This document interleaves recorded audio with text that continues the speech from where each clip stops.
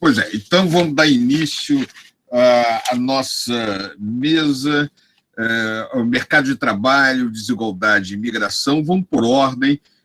O primeiro trabalho apresentado é da Ana Carolina, Dinâmica Regional, Deslocamento da Mão de Obra no Brasil, uma análise sobre as interações entre qualificação profissional, migração e hierarquia urbana. Então, Ana, a sua palavra, 15 minutos. Pode começar. Tá bom, muito obrigada. Eu vou compartilhar aqui a tela, né? Apresentar a tela inteira.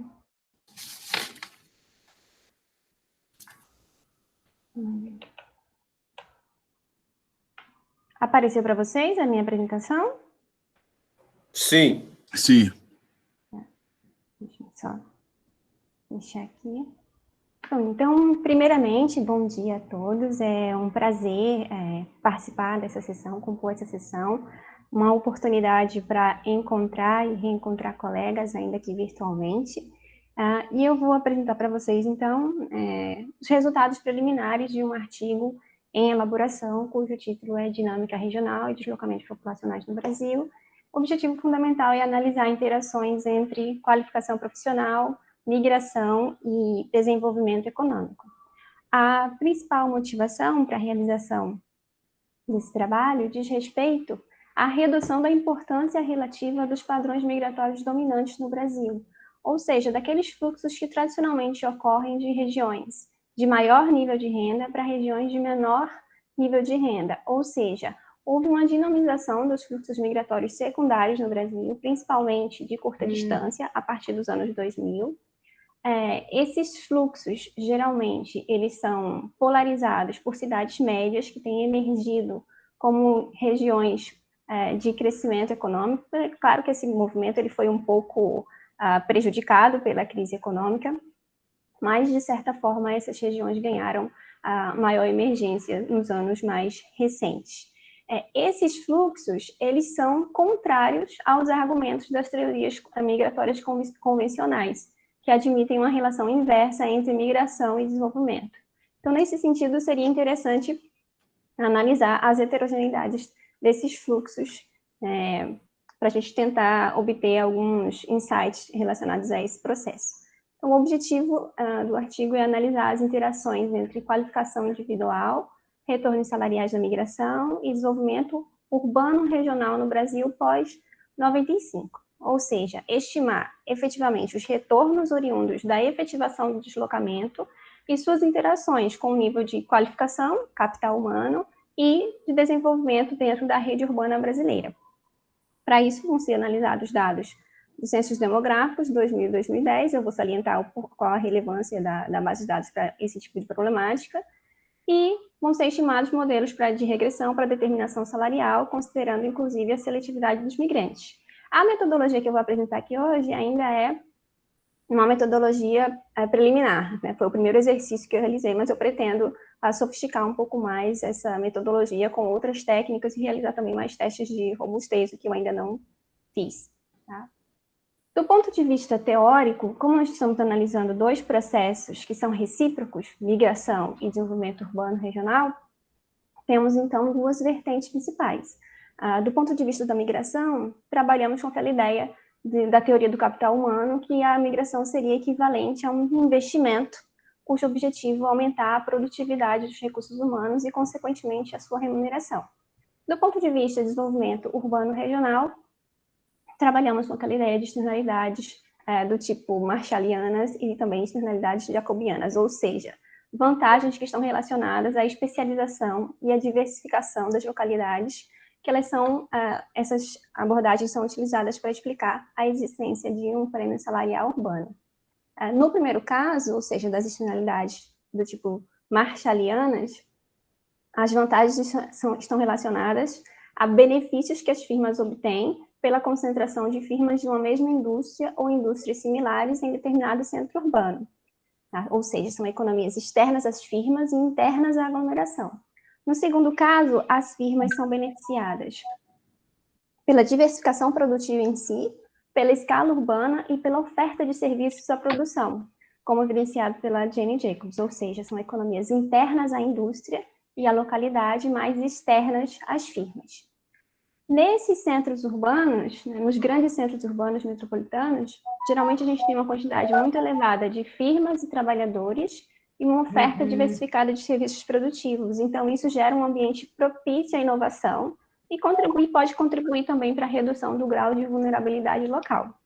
Essas características tornam essas localidades extremamente atraentes do ponto de vista da produção e do consumo, principalmente para trabalhadores qualificados, para o capital humano. Também é interessante ressaltar que, do ponto de vista empírico, há evidências de que existe uma segmentação da remuneração por ocupação, uma segmentação espacial, ou seja, a gente observa especificidades entre áreas metropolitanas, urbanas não metropolitanas, entre estados, a gente tem diferentes perspectivas. Então, em média, por exemplo, os dados do Censo 2010 demonstram que os diferenciais salariais, controlando características não produtivas, características produtivas e mesmo a ocupação dos trabalhadores, esses diferenciais podem chegar até 40%. Então, a ideia aqui é trabalhar um pouquinho com essa ideia de que o desenvolvimento urbano regional, ele gera alterações nas estruturas produtivas em prol de atividades dinâmicas. Isso tem impactos sobre a estrutura ocupacional, a atratividade local e, efetivamente, sobre a inserção produtiva dos indivíduos, ou seja, o quão competitivo esse indivíduo é para se inserir dentro daquele mercado de trabalho. Base de dados. Censos populacionais, por quê? Porque a partir dos censos, a gente tem características individuais não produtivas, como sexo, cor, condição domiciliar, e características produtivas de educação, trabalho e rendimento, e o censo permite que a gente identifique fundamentalmente as regiões de origem e destino dos migrantes. Então, a gente pode calcular matrizes migratórias e, mais importante, a gente pode também realizar caracterizações em relação nas características dessas regiões, para poder identificar se o que tem estimulado esses fluxos são fatores de repulsão ou se são fatores de atratividade. O critério de migração utilizado é o data fixa, ou seja, migrante é aquela pessoa que está no município de residência desde uma data pré-estabelecida, em geral, 5 anos antes do censo.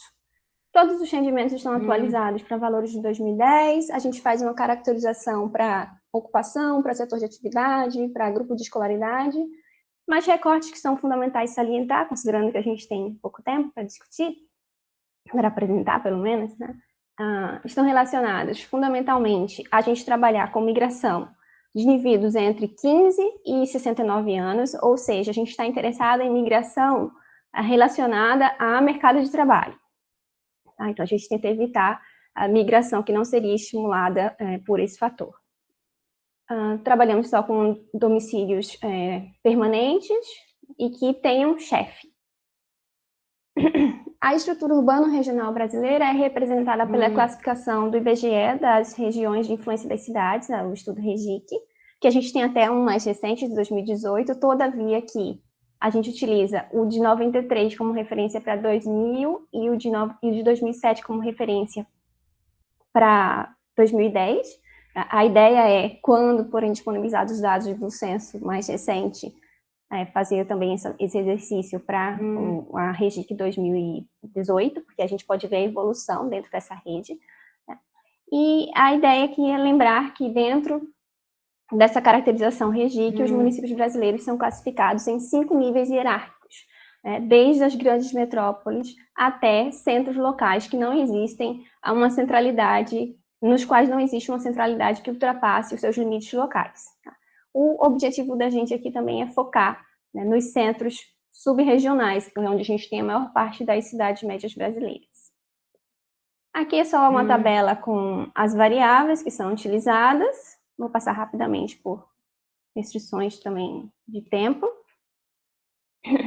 Metodologia, como eu salientei para vocês, é o primeiro exercício que realizei. Eu pretendo, posteriormente, adotar técnicas mais robustas.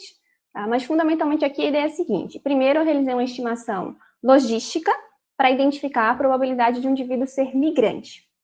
A partir dessa primeira estimação, eu crio uma variável, ou seja, uma variável que me dá a probabilidade de um indivíduo ser migrante, e essa variável vai servir como uma variável de controle numa segunda estimação, que é a estimação da equação salarial, para a gente identificar efetivamente os retornos da educação, ou seja, do capital humano, da migração e do prêmio urbano.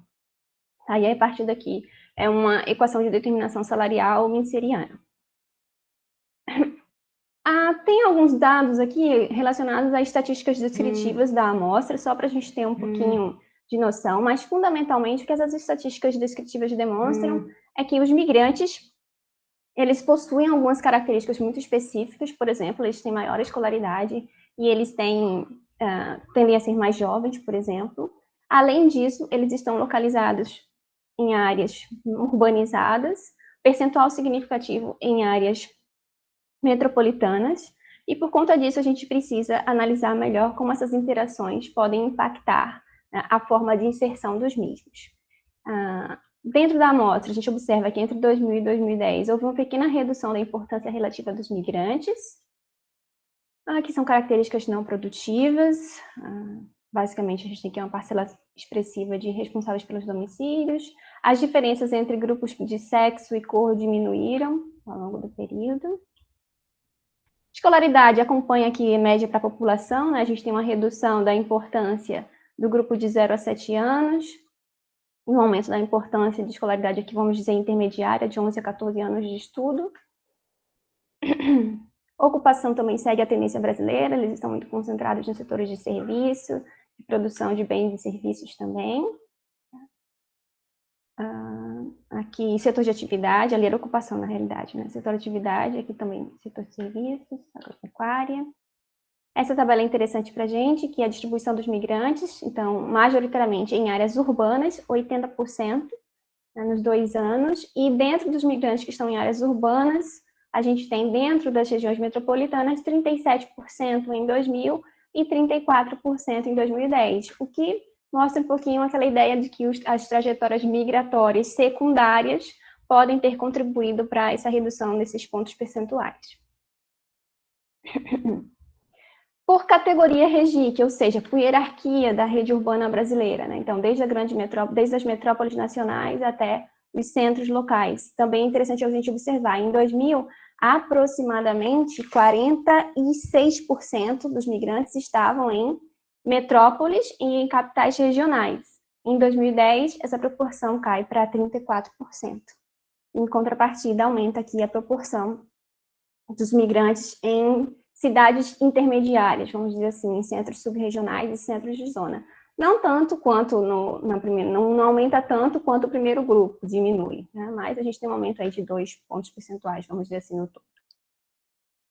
Aqui é a matriz migratória que a gente calcula, né? Eu classifiquei os municípios brasileiros de acordo com o REGIC, e aí considerando também as áreas de concentração da população do IBGE, para identificar se eles estão saindo, né? De qual nível hierárquico os migrantes têm saído e para qual eles têm se direcionado. E aqui isso é importante também ressaltar que a gente observa uma redução do valor absoluto, da quantidade absoluta de migrantes, né, entre metrópoles. Então, aqui, REGIC 1 para REGIC 1, a gente tinha 175 mil em 2000 e caiu para 109 mil em 2010.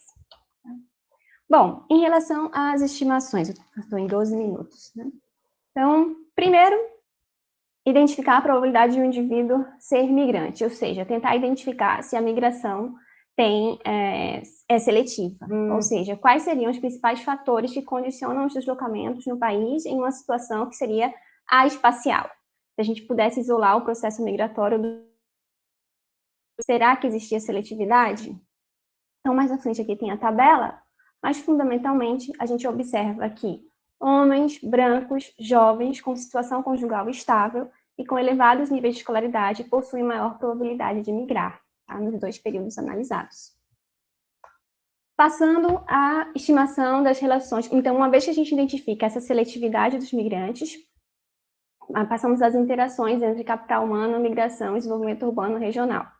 Tá? Então, o objetivo é avaliar a existência de prêmios salariais relacionados ao capital humano, a efetivação da migração e a escala urbana, mas principalmente a interação entre esses fatores, ou seja, a gente quer avaliar se a inserção ocupacional de migrantes extremamente qualificados gera retornos similares nas diferentes hierarquias da rede urbana brasileira. Então, para qual localidade seria mais vantajoso o capital humano migrar, né? Para uma grande metrópole, para uma cidade média ou para um centro local, vamos dizer assim, qual seria o retorno? E aí, para isso, eu fiz um exercício bem didático, que eu vou desde um modelo mais simples até um modelo mais completo, tá? Então, dos modelos 1 a 3, a gente identifica isoladamente os retornos do capital humano, da migração, e se há prêmio salarial urbano por categoria REGIC. O modelo 4 identifica o retorno do capital humano por categorias urbanas, ou seja, a interação entre escolaridade, qualificação e nível REGIC. O modelo 5 já faz a interação entre migração e REGIC, né, categoria urbana. E o modelo 6 seria o modelo completo, em que a gente tem as variáveis de interesse que são relacionadas às interações entre a migração, ou seja, se o indivíduo é migrante, o grupo de escolaridade a que ele pertence, se é o de capital humano, que seria mais de 15 anos de estudo, 15 anos ou mais, e o nível hierárquico da cidade de destino desse migrante. Tá? Também aqui na apresentação eu coloquei as tabelas, mas eu vou focar realmente na interpretação qualitativa dos resultados. Se vocês tiverem curiosidade, depois eu apresento as tabelas. Mas o foco da análise, então, é a gente olhar para as áreas urbanas, porque elas têm, tirando aí da análise a questão rural, para evitar uma heterogeneidade muito grande na amostra. Eu vi aqui que eu acabei de completar 15 minutos, então eu vou só correr um pouquinho. Tá? Então, resultados preliminares. Migrantes de mais escolaridades, residentes em grandes centros urbanos metropolitanos, recebem salários superiores aos dos brasileiros que não migram e dos migrantes de baixa escolaridade. Ou seja, uma vez que o deslocamento é realizado, efetivado, por indivíduos que têm aquelas características que geralmente essas características os tornam mais competitivos no mercado de trabalho, os retornos tendem a ser, em média, bastante positivos. Então, no modelo 1, por exemplo, o retorno do capital humano fica em aproximadamente 25% em 2010. Houve uma redução entre 2000 e 2010, o que está aí também relacionado ao aumento da escolaridade média da população brasileira. Mas, ainda assim, a educação continua a ser um importante fator de diferenciação salarial. Em relação ao retorno da migração, isoladamente, então também prêmio salarial positivo, 12% em 2000, 8% em 2010. Então, os modelos 1, 2 e 3, além disso, de confirmarem o retorno do capital humano e da migração, também confirmam a existência do prêmio salarial urbano. Para regiões metropolitanas, 35%, para metrópoles nacionais, 25% para regiões metropolitanas, 35% para metrópoles nacionais e 18% para cidades médias. Os retornos também eram um pouco mais expressivos em 2000 e provavelmente a diminuição dos mesmos está relacionada a essa interiorização da rede urbana brasileira observada nos 20 anos, né, nos últimos 20 anos. O modelo 4, então, que o objetivo fundamental é a gente analisar a interação entre capital humano e rede urbana, ou seja, para onde esse capital humano vai? Ele vai para uma grande metrópole, para uma cidade média ou para um centro local? O que a gente observa? Os retornos salariais são mais expressivos nas metrópoles nacionais. Tá? Então, por exemplo, um indivíduo que tem mais de 15 anos de estudo e que vai para uma cidade, ou para um ACP, melhor dizendo, caracterizada como REGIC 1, os retornos salariais podem aumentar em 58%. Em contrapartida, se esse mesmo indivíduo vai para uma cidade classificada como REGIC 4, ou seja, quase lá na base da hierarquia urbana brasileira, esse retorno diminui para 15%. Ou seja, como ele é qualificado, como ele tem mais de 15 anos de estudo, ele continua tendo um retorno bastante expressivo. Todavia, é bem menos significativo do que se ele for para uma grande metrópole. Então, esses resultados geralmente podem ser relacionados às características das estruturas produtivas dessas localidades. Esses municípios, na base da hierarquia urbana, são um pouco diversificados, e provavelmente um indivíduo qualificado vai ficar subocupado em áreas menos dinâmicas. O modelo 5, que vê a interação entre migração e rede urbana, também identifica um retorno salarial significativo. Em regiões classificadas como REGIC 1, 19%, REGIC 2, 15%. Então, esses resultados demonstram que o processo relacionado à migração, ou seja, a decisão de migrar, requer a análise das condições socioeconômicas da região de destino dos potenciais migrantes. Por quê? Eu preciso avaliar efetivamente qual a minha competitividade para me inserir no mercado de trabalho do meu destino. Caso eu não seja competitivo, eu posso ficar por um período de desemprego, subemprego, subocupação. O modelo mais completo, que é o modelo 6, que analisa, então, a interação entre capital humano, migração e desenvolvimento urbano regional, corrobora toda essa análise, tá? E indica fundamentalmente que a migração do capital humano para municípios na base da rede urbana nacional, ou seja, municípios que não têm centralidade, essa migração não é vantajosa. Ou seja, ela gera retornos salariais negativos devido à incompatibilidade entre as características da oferta e da demanda de mão de obra. Em 2010, a magnitude das perdas salariais que o capital humano, que se deslocava para municípios classificados no nível REGIC 5, era de aproximadamente 10%.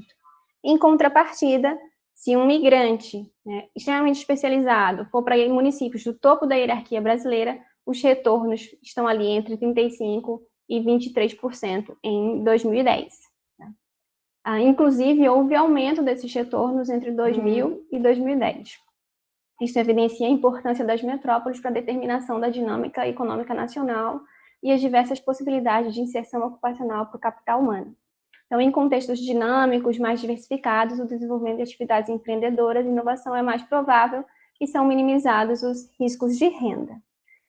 Aqui tem as estimações das tabelas, e, fundamentalmente, em relação a considerações finais, o que é importante a gente ressaltar é que esses fluxos secundários, para a REGIC 2, principalmente, eles vinham ganhando maior relevância num período em que a economia brasileira estava em crescimento ou com relativa estabilidade. Há uma expectativa de que, com os dados do próximo censo, a gente observe uma certa ruptura dessa transição migratória com reemergência, vamos dizer assim, das grandes metrópoles, porque elas ainda são aquelas que concentram as melhores oportunidades de emprego e renda. A gente tem uma questão inercial desses fluxos. Acabei falando um pouquinho rápido, mas a ideia geral é fundamentalmente essa. Obrigada. Obrigado, Ana Carolina. Foi muito bom, muito interessante. Depois nós vamos ter oportunidade de discutir suas conclusões. Vamos passar agora para o segundo trabalho, renda do trabalho, desigualdade, auxílio emergencial na crise da pandemia da Covid-19 no Brasil. Valéria Pero, Daniele Caruso e Adriana Fontes. A palavra, então. Bom dia a todos. Queria agradecer o convite de estar participando dessa jornada, né? Vou apresentar aqui, compartilhar com vocês a apresentação. Estão vendo? Sim.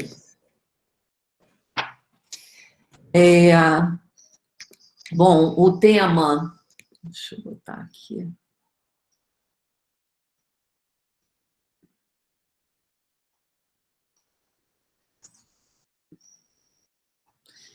O tema é sobre a renda do trabalho, né? A questão da desigualdade na crise da pandemia do Covid-19, né? Esse, como o Luiz Carlos falou, é um trabalho em coautoria com a Daniele Caruso, da UF, e com a Adriana Fontes, da Macroplan, tá? É um estudo exploratório que vai sair num livro organizado pelo João Felipe, que está aqui. Tá? Eu quero começar colocando, né, a motivação, estudar, né, um pouco o que está acontecendo nessa crise da pandemia no Brasil em termos do impacto sobre o mercado de trabalho, né, a partir dessa medida para conter a disseminação do Covid, que é o distanciamento social, né, que gerou uma crise econômica, longe, né, de questionar essa medida como forma de contenção, mas ela gerou uma crise econômica sem precedentes na história recente, desde a questão da intensidade até uma crise diferente, né? Porque afetou principalmente os trabalhadores informais, que antes, em crises econômicas, digamos assim, normais, era visto como um colchão, né? O que absorvia os trabalhadores que saíam, que eram demitidos do setor formal, e aqui a gente tem um momento em que as medidas que são para conter o vírus acabam afetando exatamente as pessoas, os trabalhadores que precisam da renda diária, estando na rua, vendendo os produtos e serviços no contato com as pessoas, tá? Então, essa crise, ela tem enormes desigualdades socioeconômicas para enfrentar as incertezas com a pandemia e recai mais pesadamente sobre quem tem maiores dificuldades de manter seu trabalho ficando em casa e de garantir renda para sustentar suas despesas, tá? Então, é um estudo exploratório com 2 objetivos principais, tá? Primeiro, analisar os efeitos da crise sobre os rendimentos dos trabalhadores e suas diversas características, tá? E segundo, discutir o papel do auxílio emergencial na mitigação dos efeitos da pobreza e desigualdade a partir de uma análise das características dos beneficiários do auxílio emergencial, tá? Então, a gente pegou essa base de dados do IBGE, né? Fizeram um excelente trabalho de pesquisa, né, sobre características, né, dos efeitos socioeconômicos da pandemia sobre a população, com algumas questões específicas na PNAD-Covid, tá? Então, a gente pegou os dados da PNAD-Covid para analisar essas questões que eu apontei. Tá? Então, primeiro, os efeitos sobre a renda do trabalho, o que a gente vai fazer? Comparar a renda efetivamente recebida, tá, com os rendimentos do trabalho habitualmente recebidos para analisar a perda que teve nesse período da pandemia. Tá? Então, em junho de 2020, a renda média efetivamente recebida pelos trabalhadores foi de R$ 1.942, uma renda média 17% inferior à renda normalmente recebida. Tá?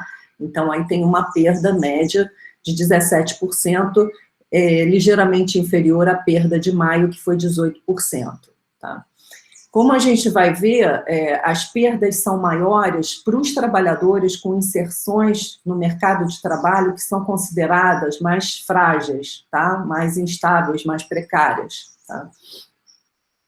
E essa perda também teve associada, né, como a gente sabe, uma das recomendações foi o home office, né, trabalhar, o teletrabalho, né, trabalhar em casa, só que quem teve possibilidade de trabalhar em casa teve perdas menores do que quem tem trabalho presencial. Então, para dar um panorama nos dados que a gente analisou, né, por sexo, a gente não vê muita diferença, né, em maio não teve diferença das perdas salariais no período de junho e maio, ou seja, na crise da pandemia, tá?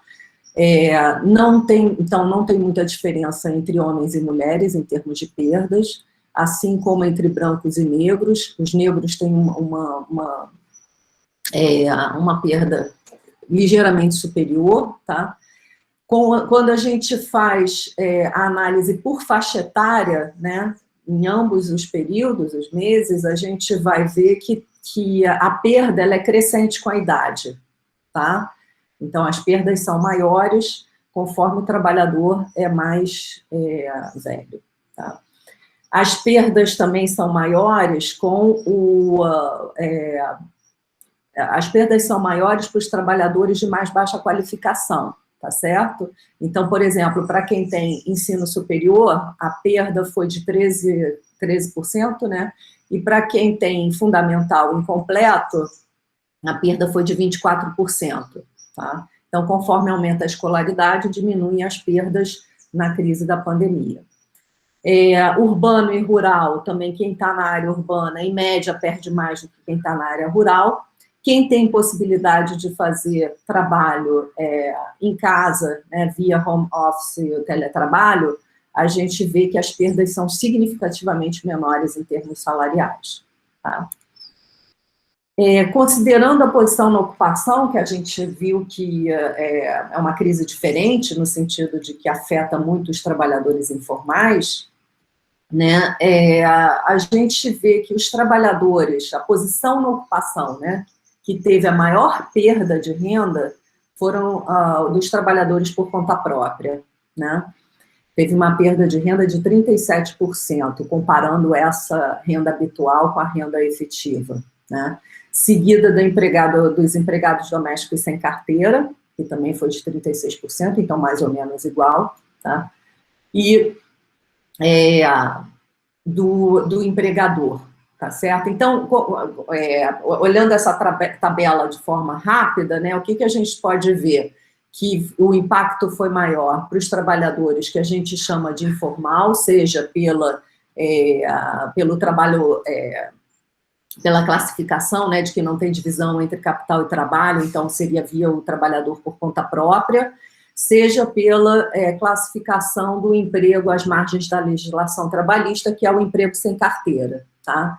Então, esses dois trabalhadores, duas posições na ocupação foram as que sofreram mais, além dos empregadores, que têm uma perda de 30% nesse período, tá? Que em geral tem uma renda elevada, então não está naquela categoria de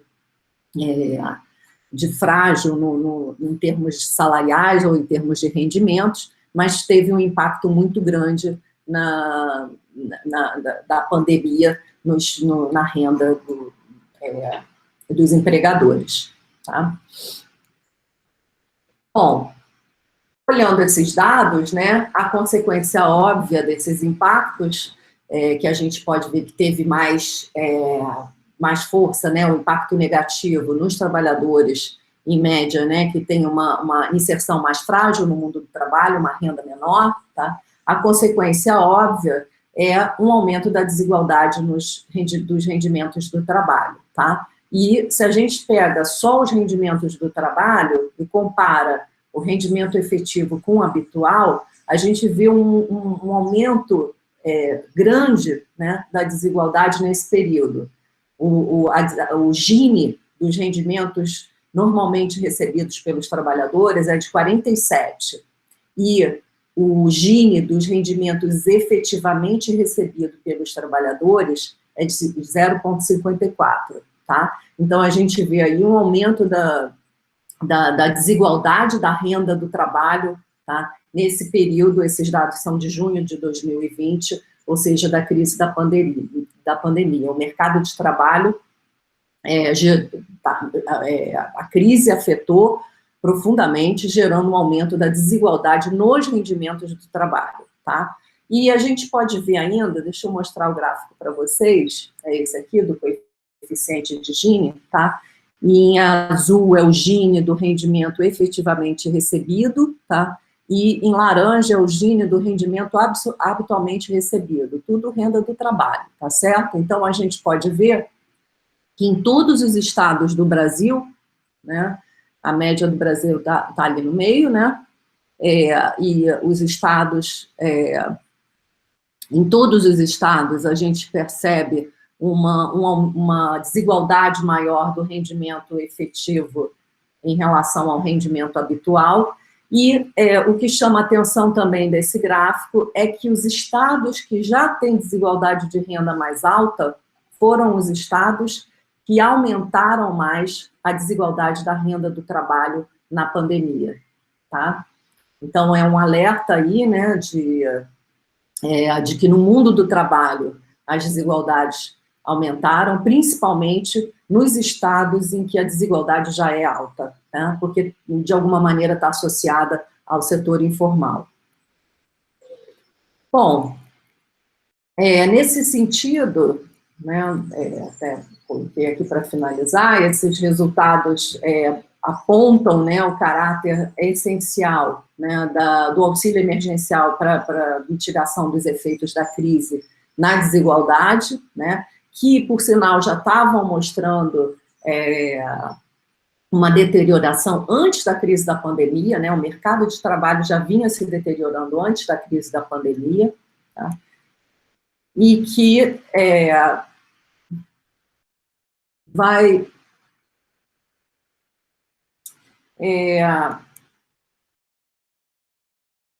vai ter o impacto, né, do auxílio emergencial. Aqui eu só vou destacar as medidas de garantia de renda do auxílio emergencial, que todo mundo já mais ou menos conhece, né?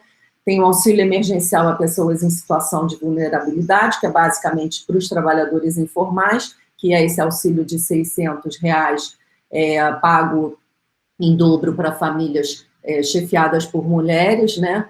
E que foi estendido até dezembro, mas reduzido à metade, né? Segundo dados do TCU, tem 67,2 milhões de beneficiários, 84% com um valor de 600 e 16% com valor de 1.200, tá?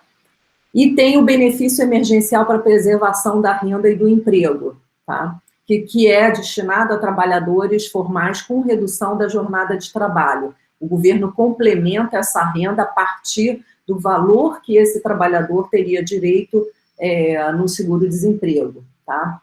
O governo também estendeu esse benefício até dezembro. O TCU estima 12,4 milhões de acordos de trabalho para recebimento do benefício, de um valor médio de 863, com gasto de 18,6 bilhões, tá? Segundo dados do site, né, do Tesouro Nacional Transparente, essas duas medidas de garantia de renda representam 64% do gasto total da União com plano emergencial para enfrentamento da Covid, tá? Esses dados são de setembro de 2020. Então, a gente vê a importância desse auxílio, né? E a ideia aqui é analisar quem recebeu esse auxílio, né, o perfil dos beneficiários do auxílio a partir da PNAD Covid, tá?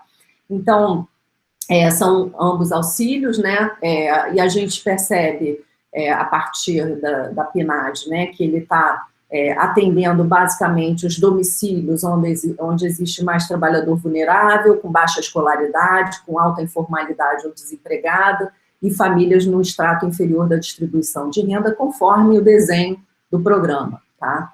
Agora, a gente vai fazer um exercício da probabilidade dos domicílios terem acesso a esses benefícios, considerando as diferentes características das pessoas de referência do domicílio e dos componentes desse domicílio, tá? A gente fez esse exercício a partir de um modelo Logit univariado, tá? Em que o domicílio se o domicílio recebe algum tipo de auxílio do Covid, 1, tá? E 0 caso contrário. Alguns resultados merecem destaque, né? Em termos de características da inserção do chefe do domicílio no mercado de trabalho, a posição na ocupação com maior probabilidade de estar em domicílios com auxílio eram trabalhadores não remunerados ou que estavam fora do mercado de trabalho ou com afazeres domésticos, e depois vinham os empregados domésticos sem carteira, tá? A gente vê nesse gráfico aqui, tá? A partir da estimação da probabilidade. Então, a probabilidade de um domicílio receber auxílio, conforme a inserção do chefe do mercado de trabalho, ela é maior se é inativo, tá? Se é não remunerado e tem afazeres domésticos, e se é empregada doméstica sem carteira. Esses são a maior probabilidade de ter pessoas em domicílio recebendo o auxílio emergencial, tá? Em seguida, vem desempregado, conta própria, tá? E os sem carteira. Mas esses três são os maiores. O segundo ponto que merece destaque é a probabilidade de um domicílio ser beneficiado pelo auxílio é maior para os domicílios chefiados por jovens, tá? Onde tem mais jovens no domicílio. Então, ele atendeu relativamente mais, com uma probabilidade maior, os domicílios com jovens, tá? Chefiados por jovens, que pode ser explicado pela baixa renda, maior vulnerabilidade no mercado de trabalho, dessa faixa etária. tá? Uma questão importante que a gente vem discutindo bastante, né, é sobre a questão da pobreza nas famílias onde tem criança, né? Quando tem criança, a pobreza é mais elevada e o auxílio teve uma probabilidade maior de chegar nas famílias onde tem maior número de crianças, tá? Então, conforme a gente pode ver nesse gráfico, tá? Conforme aumenta o número de crianças no domicílio, aumenta a probabilidade de receber o auxílio Covid, tá? O auxílio emergencial, tá certo? Então, chegou relativamente mais nas famílias que têm mais crianças, tá? Que é um ponto importante no combate à pobreza. Tá? Enfim, como era de se esperar, a variável renda domiciliar per capita tem seu coeficiente negativo e significativo. Tá? Então, esses são os principais resultados que a gente queria destacar, né, para colocar a relevância do papel do auxílio, né, como já foi mostrado em vários estudos, na contenção da desigualdade de renda domiciliar. Mais do que isso, a gente viu ontem aqui a apresentação do Naércio, né, com os dados mostrando que o auxílio contribuiu para a diminuição da desigualdade de renda domiciliar per capita nesse período da pandemia, chegando inclusive a nível inferior ao nível anterior à crise da pandemia, tá? Então, realmente, é um auxílio que teve um impacto muito grande sobre a pobreza e desigualdade, tá? E aí, eu vou finalizar, né, levantando essa discussão, que já começou, né,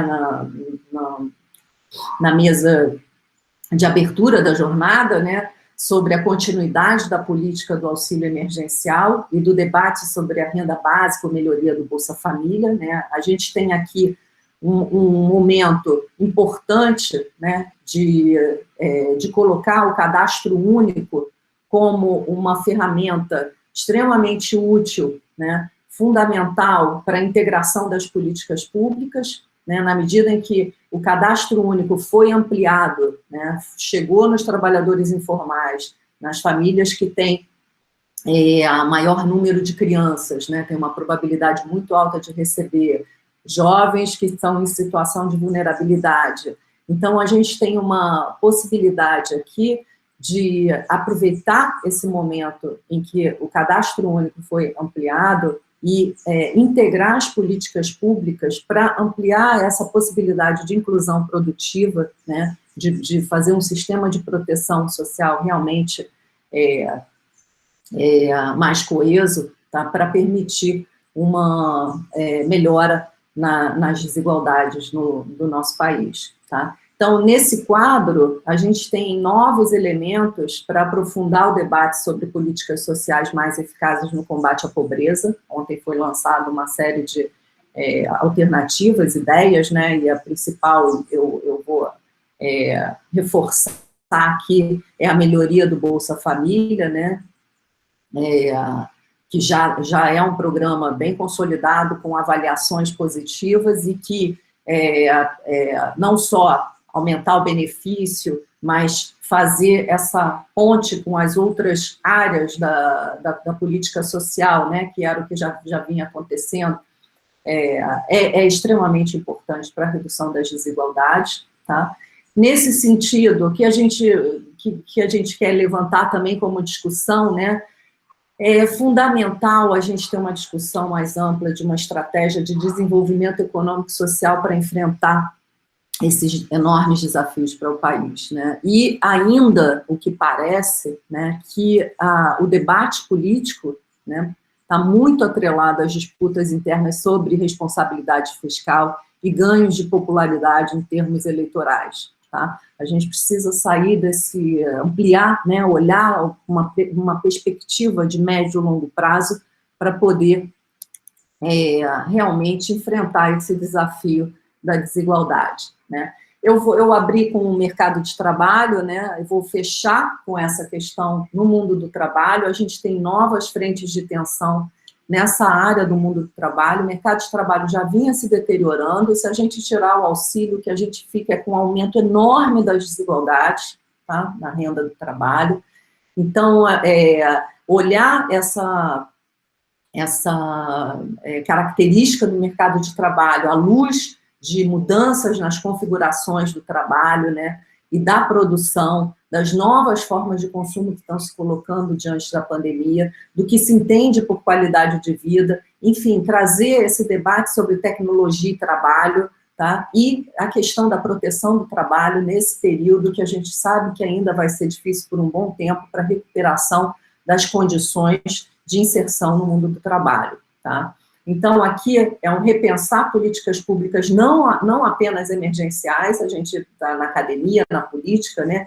É fundamental estudos e avaliações e ideias, né, a partir desse momento, né, para pensar, né, numa perspectiva de mais longo prazo para a recuperação da economia e para a melhoria das condições de vida. Então, a meu ver, nesse sentido, é fundamental avançar e colocar a diminuição das desigualdades socioeconômicas como questão central no debate de políticas públicas para a gente ter a possibilidade de sair dessa crise com melhores perspectivas para o nosso país, tá? Eu vou encerrar por aqui, agradeço a atenção de todos. Obrigado. Foi exatamente dentro do tempo previsto. Vamos passar agora para o terceiro trabalho, que é a inclusão financeira no Brasil, características e perfil dos excluídos. Esse foi um trabalho a partir de uma pesquisa de autoria da Camila Pires Alves, do Pondé, do Pontual, meu e do Gustavo Barbosa. Quem vai apresentar vai ser o Pontual. Bom dia a todos. O som tá bom? Tá ótimo. Tá ótimo. Então vou passar aqui a apresentação.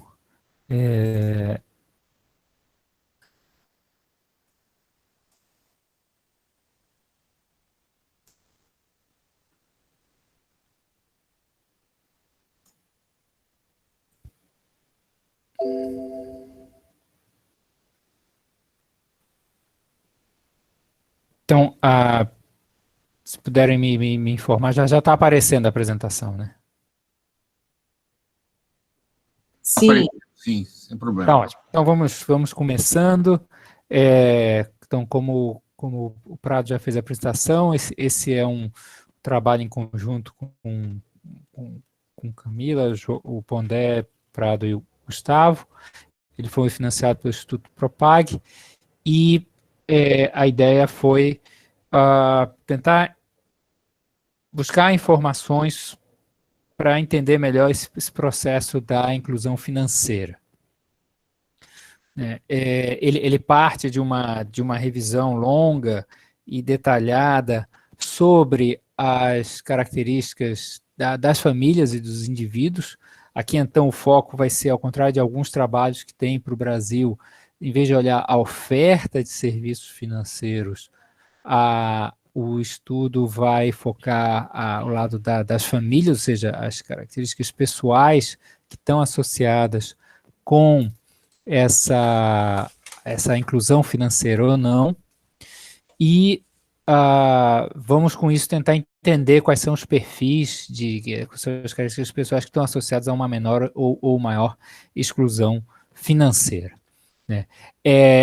Adianto que o que nós fizemos acaba sendo muito pouco, há muito a fazer sobre esse tema, principalmente por causa de que a lógica, a própria inclusão financeira, ou exclusão financeira, se quiser, ele é um tema muito amplo, ele pode ser pensado não só como acesso, mas também ao uso.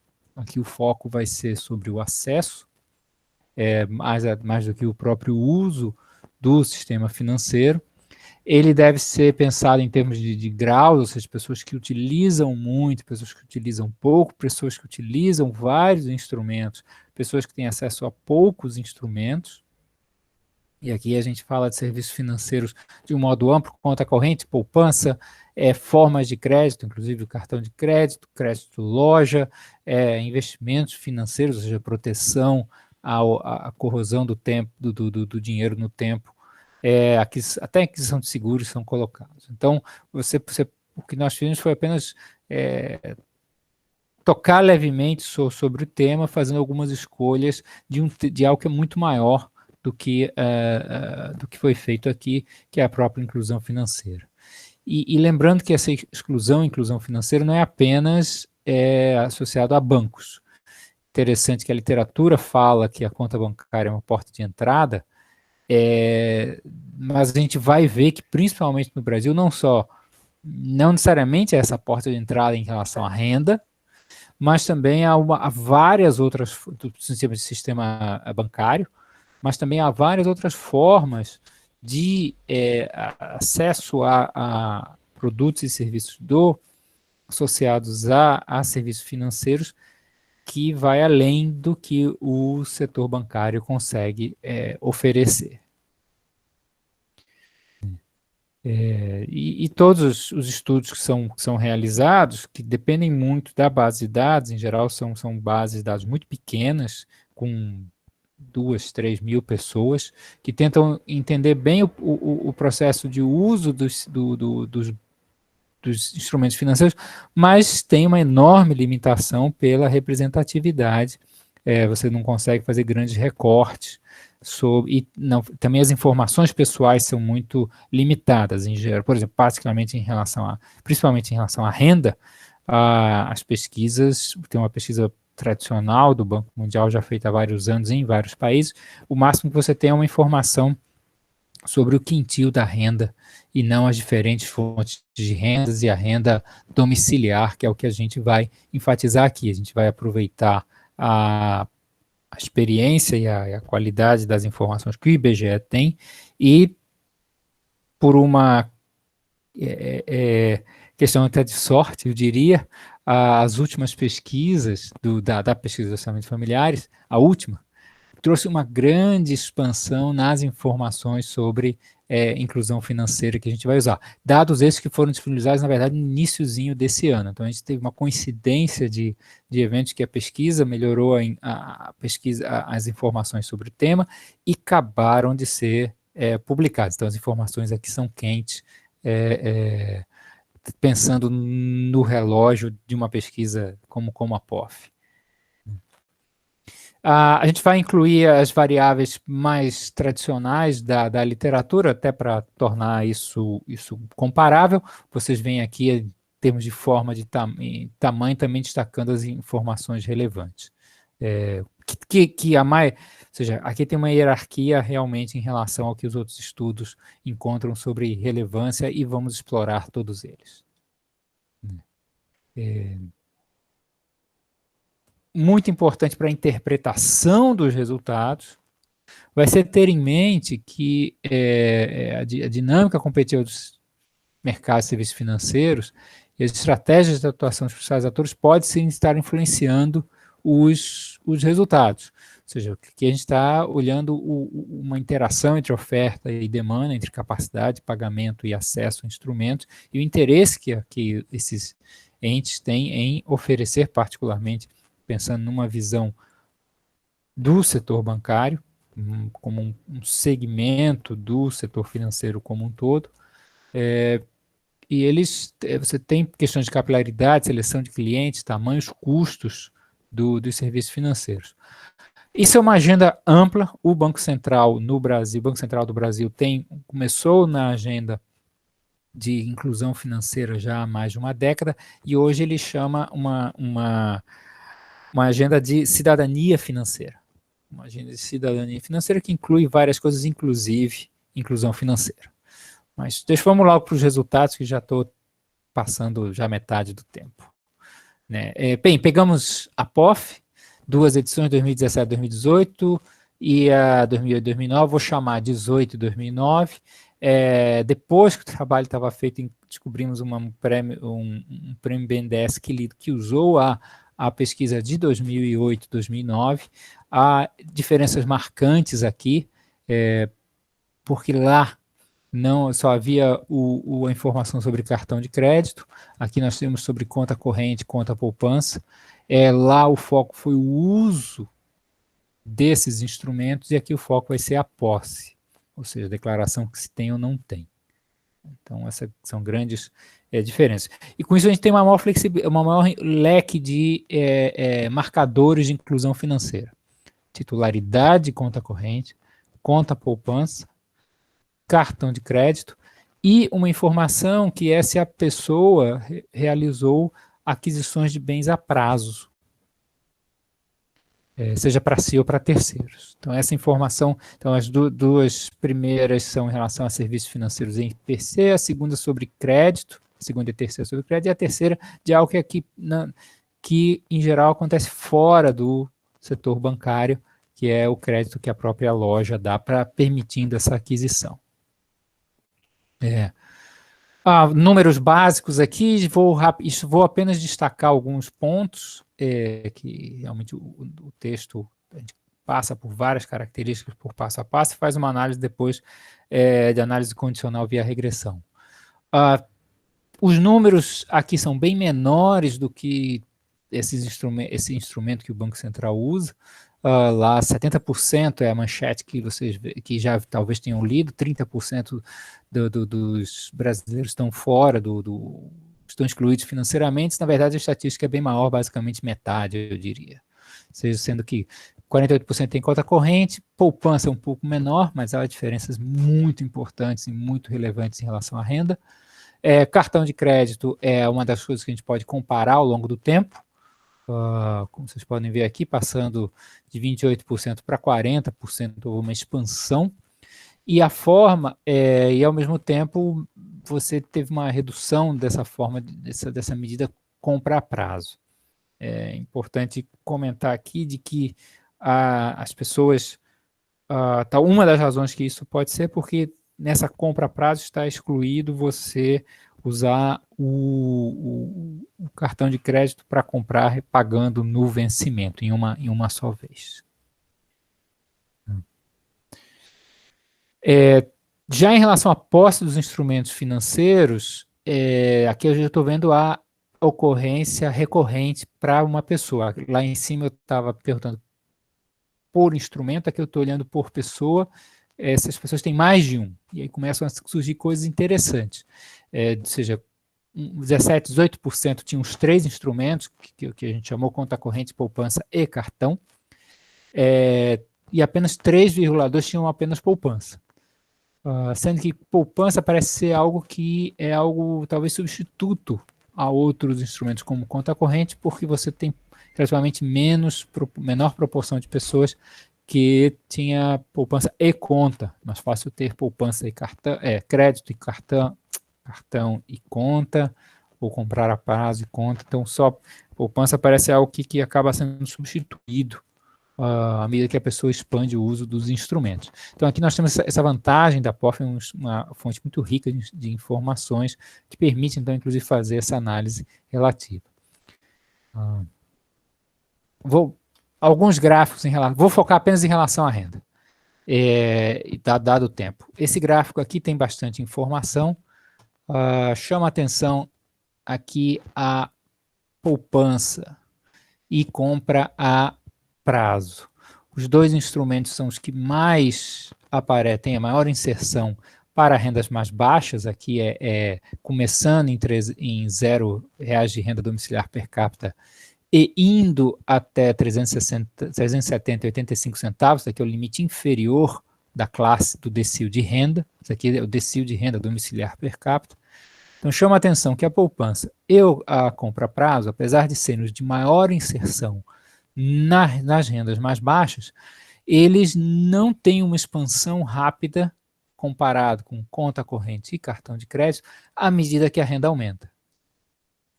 Então, eu entendo aqui que há uma diferença clara em relação aos instrumentos de poupança, em relação à conta corrente, e compra a prazo em relação a cartão de crédito, em que a poupança parece ser a forma como o que é disponível para conseguir uma inserção bancária para as pessoas de renda mais baixa, E à medida que a renda vai aumentando, a inclusão bancária vai acontecendo através da conta corrente, chegando, por exemplo, a 85% das pessoas declarando que tem titularidade nas rendas, nas famílias com renda superior a R$ 3.900, arredondando aqui, de renda domiciliar per capita. Então já chama a atenção que poupança, eu acho que e essa compra a prazo são coisas diferentes do que a própria conta corrente e o próprio cartão de crédito. O cartão de crédito é o que tem a maior inclinação aqui, se você olhar o aumento relativo. Ainda... Acabou meu tempo? Quanto tempo eu tenho? Você ainda tem 5 minutos. Tá. Vamos continuar a falar sobre desigualdade. Que bom que a maioria aqui são economistas. Então, a gente teve a oportunidade de olhar não consigo, aqui, de olhar a desigualdade no acesso. Eu acho que aqui eu estou realmente explorando ao máximo a riqueza das informações da POF. Então, eu construí curvas de Lorenz para os diferentes instrumentos. Aqui, olhando, então, como vocês sabem, a proporção de pessoas ordenadas em pessoas que estão em domicílios mais pobres a domicílios mais ricos. E aqui você tem, aqui é proporção, tá? Isso aqui não é dinheiro, não, apenas que deveria ser vírgula, é 100%, 0%, 20%, 30%, 40%, 70%. Então, aqui é a proporção da variável no total.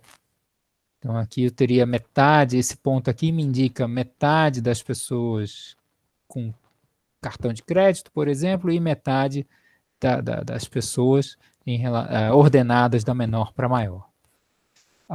É possível ver que os instrumentos estão distribuídos de uma forma menos desigual que a renda, um pouco porque eu estou medindo apenas ter ou não, ao invés da quantidade de cartões, por exemplo, que a pessoa tem quantidade de conta corrente e o uso que essa pessoa faz da conta corrente. Então, a minha medida aqui já é um pouco mais em direção realmente a uma maior igualdade, porque se a pessoa tenha, eu já registro como 1, e cada pessoa pode ter no máximo 1.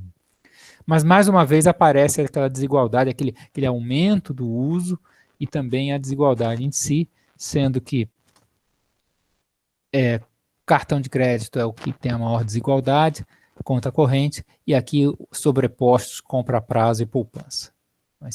É uma característica que fica clara aqui, que não tinha sido visto em nenhum outro estudo sobre essa desigualdade no acesso e no uso e na posse de instrumentos bancários e financeiros selecionados. A expansão de cartão de crédito ao longo do tempo, interessante que ele se deu basicamente de forma simultânea, em torno, ou proporcional, em todas as faixas de renda, apesar de você ter aquele aumento de mais de 10 pontos percentuais.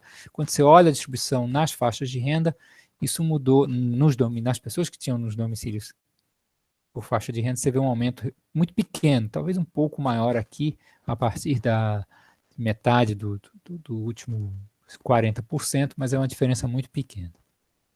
Então, vamos logo para os resultados em relação às características pessoais e o resultado. Aqui vocês veem o resultado de análise de regressão. Eu não vou apresentar para vocês as regressões, mas apenas os resultados. E aqui a gente vê o aumento da chance de ter um instrumento em relação a uma pessoa sem escolaridade ou analfabeto. O maior aumento é para a pessoa de conta corrente em relação à escolaridade, e o grande salto é para quem tem ensino médio completo, que vocês veem os maiores saltos, exceto na parte de compra a prazo, que realmente é muito equitativo e talvez surpreenda, mas talvez o fiado é muito mais relevante do que a gente imagine por aí, nos pequenos mercados e assim por diante. Depois, em relação às características, benefício social em relação a não receber, aumenta a chance de ter poupança, reduz a chance de ter conta corrente. Aqui, no fundo, informa mais uma característica de renda do que outras características em si. Ser informal, outra grande mensagem que eu queria que vocês saíssem daqui com ela é que informalidade e inserções ocupacionais com menor renda ou com renda mais volátil geram grandes reduções na chance de ter um instrumento financeiro, particularmente conta corrente. Queda, né, são 18 pontos percentuais a menos, quase metade, se você pensar na inserção geral de conta corrente. O celular tem um efeito dúbio em relação, por exemplo, a cartão. Depende de como você consegue acessar e pagar o seu celular, acaba revelando como é essa inserção. De novo, não para instrumentos de forma que são mais acessíveis, como poupança, que não tem custo, e muito mais para instrumentos que são mais caros, ou que requerem uma renda média mais alta também para inserção. Gênero e cor, há diferenças que se sustentam mesmo depois de você controlar por renda e rendimento, renda, escolaridade, idade, inserção no mercado de trabalho, mesmo assim ainda há diferenças marcantes por gênero e por cor nos diferentes instrumentos. Com isso, eu passo, então, para as grandes recomendações. Eu acho que a primeira coisa que a gente sai daqui é com a clareza de que poupança é um instrumento diferente, muito mais acessível financeiramente, e que um grande desafio acaba sendo pensar formas de inserção que têm menor custo, mas ao mesmo tempo permita o acesso. Qual a equação financeira para equilibrar isso? Eu não sei, mas claramente custo é muito relevante para ter inclusão financeira. Há formas não tradicionais que estão sendo usadas, e isso auxilia muitas pessoas a terem inclusão financeira, a possibilidade de comprar a prazo. Focalização de políticas baseadas em gênero ou cor, sim, podem ter efeitos positivos, ainda restam efeitos nos dados perceptíveis por pessoas com essa característica. A potencialidade dos celulares como canal de inclusão é indicada pela expansão do uso desses com pacotes de dados, ou seja, não é só, não, todo mundo tem um smartphone, com isso vai conseguir ter uma inclusão financeira mais fácil. Todo mundo conseguiu inserir o seu aplicativo da Caixa para auxílio emergencial. Eu acho que tem que olhar isso com um pouco de calma, porque o acesso à internet, eu acho que é um problema que vai limitar essa inclusão financeira, sim. Volatilidade da renda é algo relevante, e com isso formas tradicionais de gestão, análise de risco, vão continuar a excluir muitos trabalhadores, dado que eles não vão ter renda comprovada, ela vai ser muito volátil. Então, empresas que conseguirem ter essa forma de conseguir medir a qualidade do crédito para essas pessoas, sem olhar instrumentos fáceis, me dá o último contra-cheque, eu quero ver o que você tem de patrimônio, muita gente vai continuar excluída se a forma continuar essa. E, por fim, a expansão de programas sociais acompanhados de indução para abertura de novas contas, sim, fazem parte de uma política de inclusão financeira relevante, e esperamos, e estou curioso de ver o que vai acontecer daqui a 5 anos, 3 anos, depois dessa pandemia, com esse grande movimento que tivemos de aberturas de contas, poupança digital, uma inovação financeira que foi institucionalizada. Então, agradeço a atenção de vocês, e também chamo a atenção que, olha, esse é um tema muito grande, muito relevante, que com muitos dados ricos disponíveis e que passa por outros. Interessante que eu fecho, então, falando da mesma forma de programas sociais que nós vimos nas apresentações anteriores. Obrigado.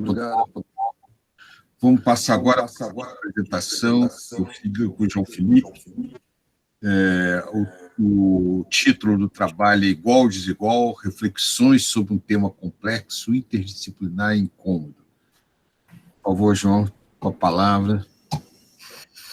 Bom dia a todos, é um prazer estar com vocês aqui, é um prazer ter ouvido os 3 trabalhos anteriores, um dos quais faz parte dessa minha apresentação de agora, que, diferentemente das anteriores, não é um trabalho de um artigo específico, não é um trabalho de uma pesquisa específica, mas é uma organização de um livro, é fruto de uma organização e de síntese de vários projetos de pesquisa em curso, em que a gente, de alguma maneira, organizou num livro que eu e o Luiz Fernando Saraiva, do Programa de História Econômica da Universidade Federal Fluminense, a gente está organizando, trazendo essa conexão e esse encontro potente entre a economia e a história, e, de alguma maneira, a gente tenta traduzir isso num livro que é bastante plural,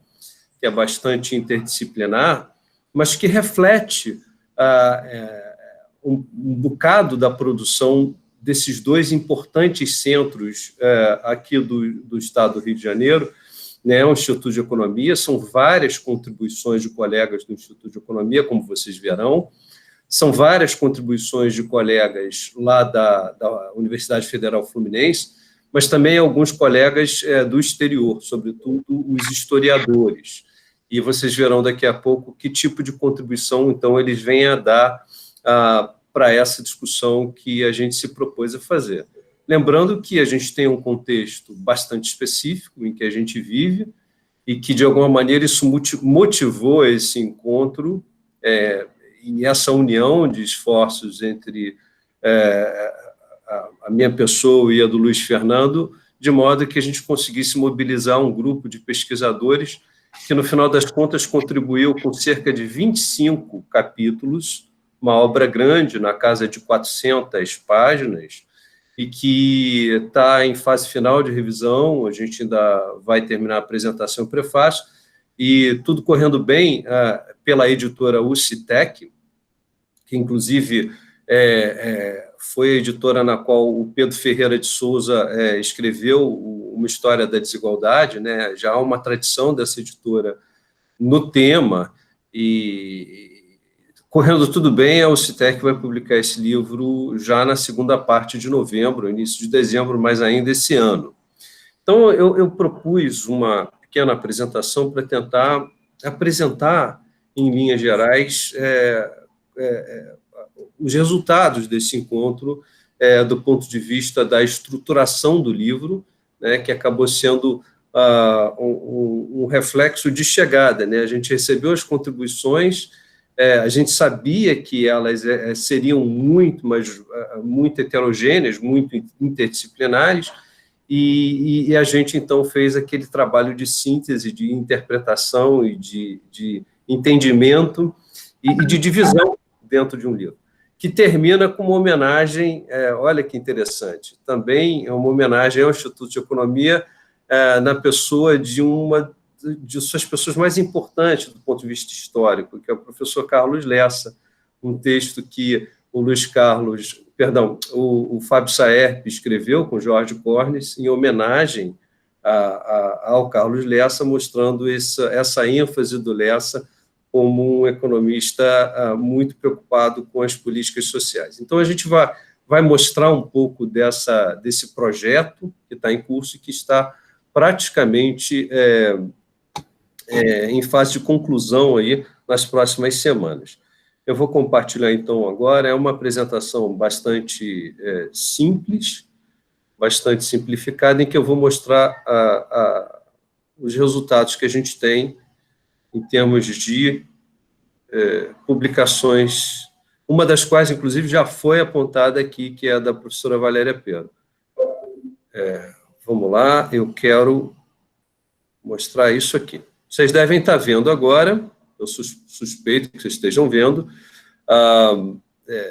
essa apresentação. E, de maneira muito simplificada, quero mostrar algumas coisas para vocês, mas de onde veio esse título Igual, Desigual? Na verdade, eu e o Luiz Fernando gostamos muito temos muitas convergências literárias, musicais e tudo mais, e também, tirando da poesia, do poema, a gente lembrou lá o Carlos Drummond de Andrade, e essa é a parte final dessa belíssima poesia, e de verdade, a gente tirou daí o título do livro, né, em que a gente quer destacar a relevância desse tema que vem sendo destacada nessa sessão de hoje, né? É o tema da desigualdade.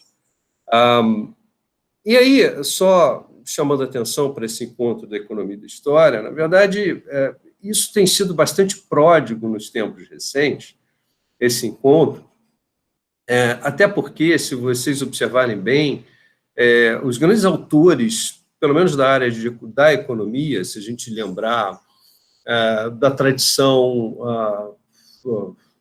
do Piketty, ou mesmo dos americanos neo-institucionalistas, né, a gente vai tirar, como Acemoglu, Robinson, você vai verificar que, nos anos recentes, há uma grande produção dessa análise institucional da estratificação social, discutindo a desigualdade. E, de certa maneira, é aí que o encontro entre a economia e a história se faz muito presente, né? Um dos autores do texto, de um dos textos do livro, é historiador, e certamente do texto mais perturbador do livro, na minha opinião, porque eu li todos, o Colin Dart. Ele começa o texto dele, ele fala sobre a África do Sul, né? É um texto bastante perturbador, porque quando você vai na história e vê o que aconteceu lá, você entende as raízes da desigualdade, por que a África do Sul efetivamente se apresenta nas últimas décadas como um país com a liderança do coeficiente de Gini no mundo, ou co-liderança há várias décadas, né? E ele começa o texto dele falando isso, olha, mas a verdade é que se a desigualdade define a nossa época, então, por sua vez, ela é definida como fenômeno pelos tempos anteriores. E aí esse encontro potente, ele, entre a economia e a história, ele faz todo sentido. Por quê? Porque a economia, de alguma maneira, e nesse sentido o contexto é muito importante, a atividade econômica, quer dizer, a economia, ela é capaz de mostrar, por meio dos ciclos econômicos, justamente a conjuntura do tempo, né? O que a gente está vivenciando agora em tempos de pandemia, como a Valéria já destacou profundamente, e como, de alguma maneira, o Saboia, que também contribui com o capítulo para o livro, destaca muito claramente a questão dos movimentos do mercado de trabalho. O mercado de trabalho é extremamente relevante do ponto de vista da discussão das desigualdades, mas ele é bastante impactado pelas conjunturas dos ciclos econômicos. Isso, de alguma maneira, aparece de maneira muito contundente nos textos de economia que aparecem no livro. Por outro lado, a discussão da história traz a questão da persistência e das origens, de onde vêm e por que elas persistem, de maneira que a gente consegue fazer um encontro muito bacana, muito potente nesse livro. Eu acho que essa é a grande contribuição para a literatura mais recente sobre o tema, que ela é muito rica aqui no Brasil. Existe muita pesquisa dos mais variados tipos, e a nossa obra é uma a mais que promove esse encontro, e que desse encontro, inclusive, a gente vai ter a possibilidade de promover outras possibilidades de estudos. Porque nesse encontro a gente trouxe gente que é especialista em desigualdades raciais, em desigualdades de gênero, em desigualdades espaciais, e em outros momentos para frente a gente tem já projetos de desenvolvimento de textos específicos para isso. Então, é um ponto de partida também esse livro para uma grande coalizão de grupos de pesquisa em torno desse tema. E aí vai ser uma coalizão bastante interdisciplinar, porque vai envolver muita gente da área da economia, da história, da sociologia e também da demografia, né? Então, eu diria que esse é um grande legado desse livro, essa possibilidade de novos encontros nos próximos meses e anos. A questão de ser um tema incômodo, isso sempre tinha me passado desapercebido. Aí eu me deparei com um texto que não é um texto convencional sobre desigualdade, é um texto de métodos quantitativos, do Caldwell, e ele chama atenção para isso, né?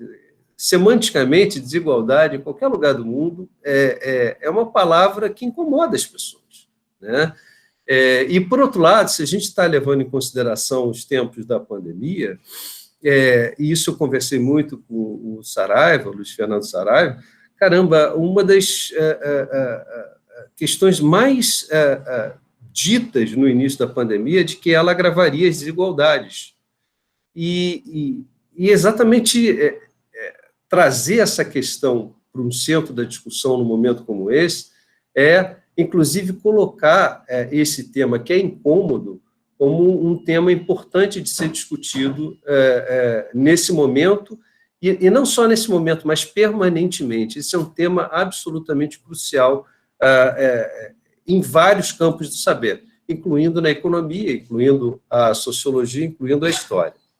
O livro está estruturado em 4 grandes seções, e o último capítulo é o capítulo de homenagem ao Lessa, né? Basicamente, a gente dividiu, agrupando por eixos temáticos,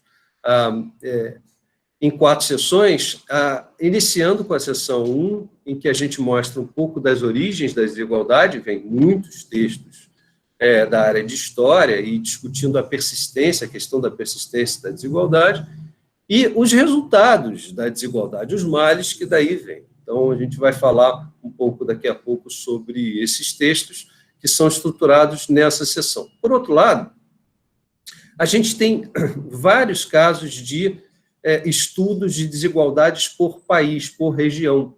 E aí a gente vai partir para as diferentes geografias e mostrar como é que os processos históricos locais e as instituições muito próprias de cada localidade são importantes, inclusive na discussão de normas sociais, por exemplo, que são muito importantes para a explicação de desigualdades em determinados países. A terceira sessão, ela é bem interdisciplinar, ela vai envolver questões de gênero, questões de raça, questões de meio ambiente, por exemplo. A gente tem uma contribuição de um dos professores do Instituto que contribui, que é o Cadu, por exemplo, para a discussão de exclusão ambiental, que mostra que esse assunto de desigualdade ele é tão interdisciplinar que envolve questões como essa. E na quarta sessão, aí a gente tem uma coisa mais para o contexto que a gente está vivendo, e que traz esse debate, como a Valéria já mencionou, e como isso ficou muito claro na mesa de ontem, de abertura, com o Naércio, com a Mônica De Bolle e com a Tereza Campelo, sobre a questão do debate da renda básica. E aí, essa sessão é bastante centrada na discussão do debate da renda básica, tá? E o que fazer em épocas de pandemia. E aí, então, a gente encerra o nosso livro com essa homenagem ao Carlos Lessa, né, com esse texto do Fábio Saerp com Jorge Cordes. Então, a primeira sessão, a gente tem contribuição, isso é muito importante dizer que, olha, eu tenho aqui o Daniel Duque, que foi orientando da Valéria Pero no mestrado, estudou na graduação no Instituto de Economia também, e hoje está no doutorado lá em Bergen, lá na Noruega. Eu tenho o Duque, eu tenho o Saboia, que está participando dessa mesa nesse momento, que é professor emérito da UFRJ. Eu tenho o Vinícius Peçanha, que estudou na graduação conosco, no Instituto de Economia, que hoje está terminando o doutorado em British Columbia. E eu tenho a Valéria Pero, a Dani e a Adriana, com a contribuição específica sobre a renda do trabalho e desigualdade na pandemia do Covid-19, como vocês puderam observar na apresentação há pouco. Lembrando que a gente tem aqui também a contribuição de gente de fora. O François Vatan é um historiador francês, do círculo do Luiz Fernando Saraiva, que é da área de História Econômica, e ele propõe um texto bem curtinho, mas muito potente, discutindo a instituição salarial e como é que, de alguma maneira, isso se relaciona com a questão da desigualdade. E o Tiago Alvarenga, eu li esse texto, achei muito interessante, ele pega os dados econômicos do século XIX e ele discute a desigualdade econômica, ele consegue captar índice de Gini na época, e eu achei isso extraordinário, e mostra como é que as relações do mercado de trabalho naquela época você conseguia captar a desigualdade de maneira bastante evidente, tá? Mesmo com a escravidão em curso. Isso é uma grande contribuição da área de história aqui. E o Vinícius Peçanha, apesar de economista, ele pega toda a questão da origem histórica, mas ele faz isso com uma reflexão muito recente da literatura econômica de origem institucional para discutir as persistências históricas da desigualdade. Está muito interessante o texto dele.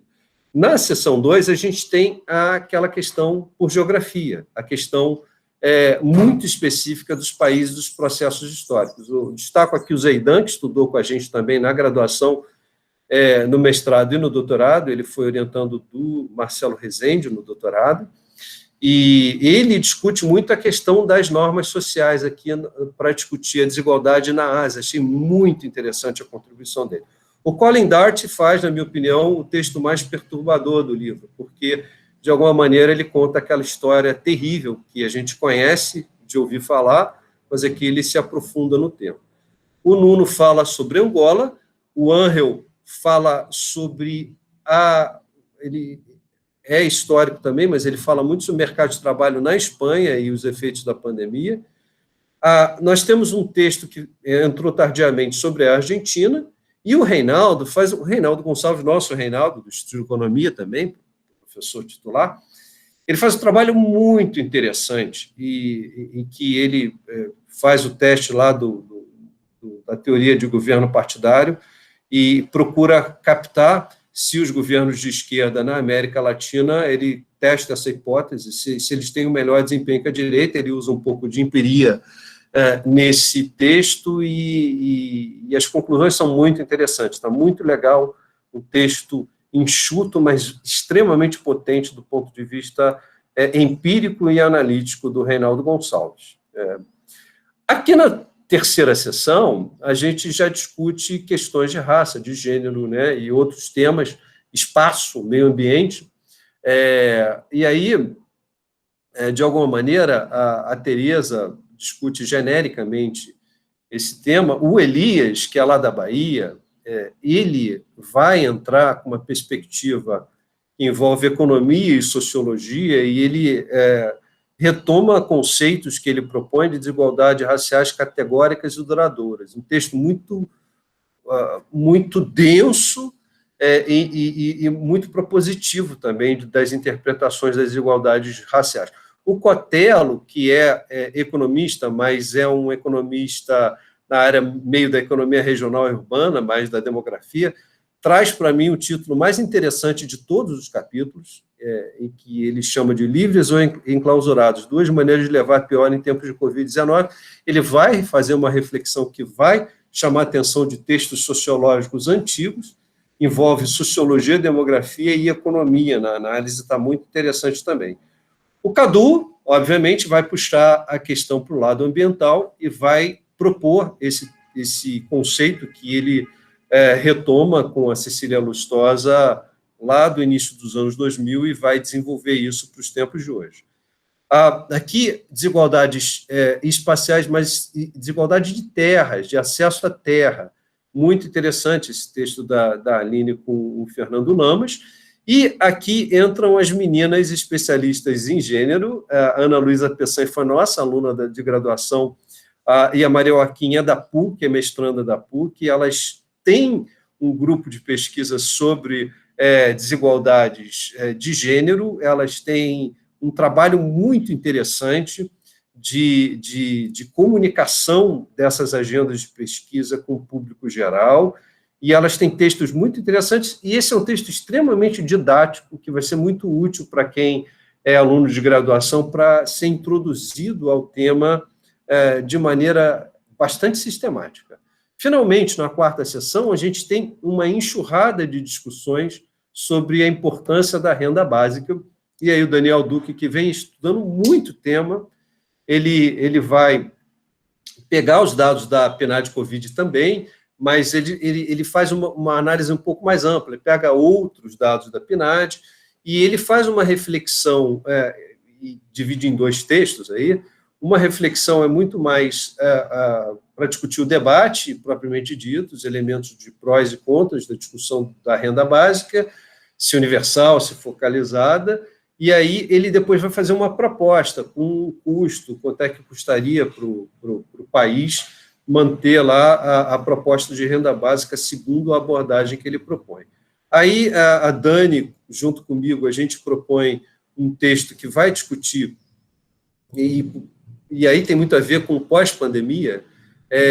A gente olha um pouco para o setor farmacêutico e setor de saúde, a gente identifica as desigualdades ocupacionais e os perfis salariais desiguais dentro desse setor, e a gente propõe uma análise que vai ser mais amplificada para o pós-pandemia, e a Dani é professora do UFRJ também, da farmácia, ela era da medicina, e foi nossa aluna, fez o segundo doutorado dela no PPED, e eu fui co-orientador dela no ano passado. Aí depois tem o texto do perfil socioeconômico dos beneficiários dos auxílios emergenciais da pandemia de Covid. A Valéria já apresentou parte desses resultados. A Lena Lavinas, a nossa Lena, também apresenta um texto bastante crítico à questão. Ela fala da renda básica universal, mas faz um contraponto com o perfil ultraliberal do Paulo Guedes e das ideias econômicas do governo em questão. E para não deixar a questão da educação descoberta, a gente convidou o Gregório Grisa, que é um especialista em sociologia da educação, e ele coloca lá um texto sobre os dilemas e desafios da educação na pandemia. Muito propositivo o texto do Grisa, no qual ele faz uma análise bastante crítica de como os poderes públicos têm lidado mal com essa questão da educação pública na pandemia. Tá? E, enfim, como vocês puderam observar, é um livro...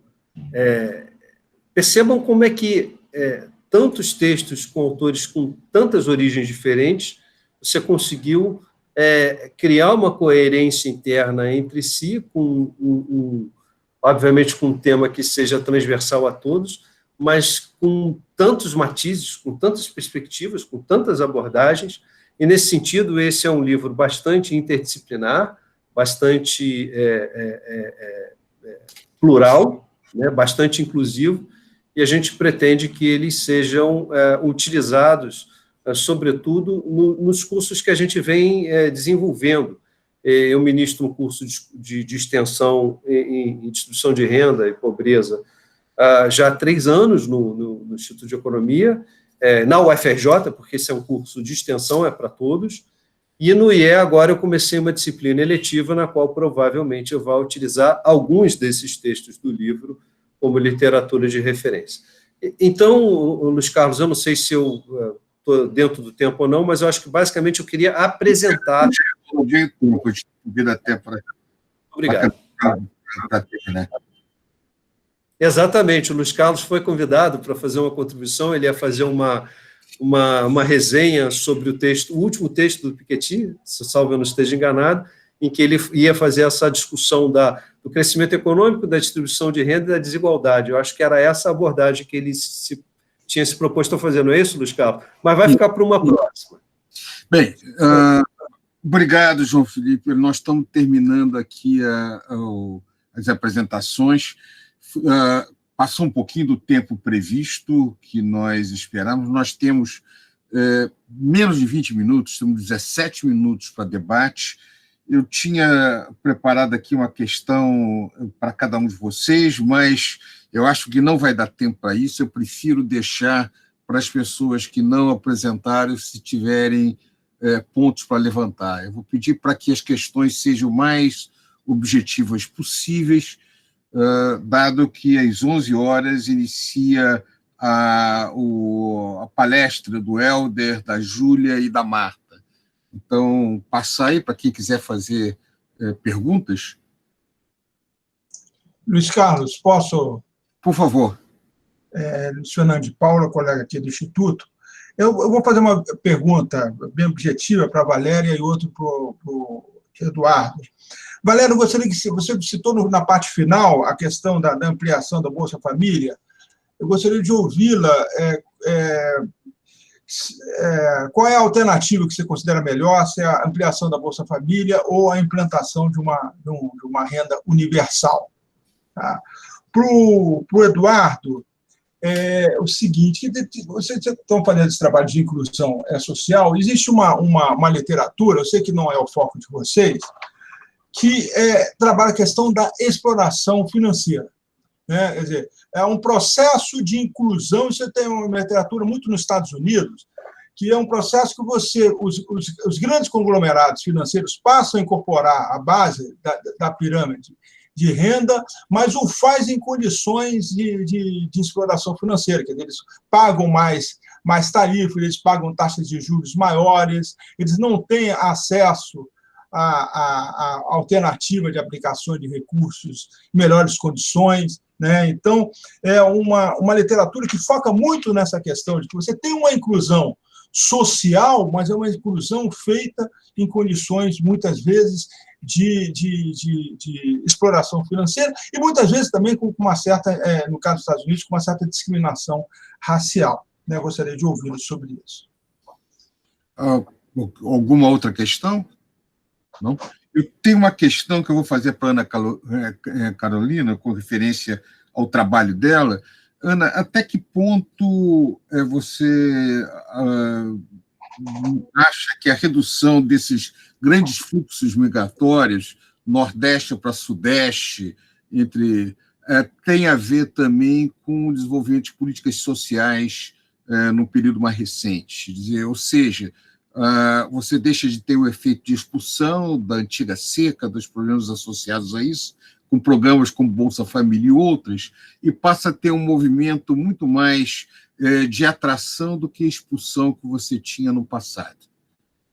Bem, se não tiver mais nenhuma questão, eu vou passar a palavra para as pessoas responderem.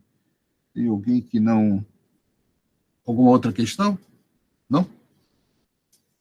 Então, vamos lá. Vamos fazer o caminho, então, inverso. Vamos pegar do último para o primeiro. O último que apresentou aqui, que tem pergunta, pontual. Depois, então, passar a palavra para o pontual. Tá, obrigado, Luiz Fernando. Eu acho que isso é uma questão muito, muito importante, que, claro, é muito difícil mensurar, de que, ou seja, no nosso caso, a gente achou bom que teve essa inclusão via crédito loja, mas talvez esse seja uma inclusão financeira que traga, por exemplo, juros mais altos ou juros em condições muito ruins para a pessoa. Eu acho que como talvez a inclusão financeira seja como sal, muito bom, necessário para uma boa vida, mas usado demais pode trazer danos sérios à saúde financeira, à saúde pessoal e à própria desigualdade mesmo. Esse é um ponto que eu acho que seria bom ter informações para conseguir complementar, sempre uma visão cuidadosa da forma como essa inclusão se dá aqui no Brasil. Então, passar a palavra agora para a Valéria. Obrigada pela questão, Fernando. É um debate que realmente está, eu acho que na ordem do dia, né? Porque tem essa proposta aí de mudar para a renda básica, como o governo está chamando.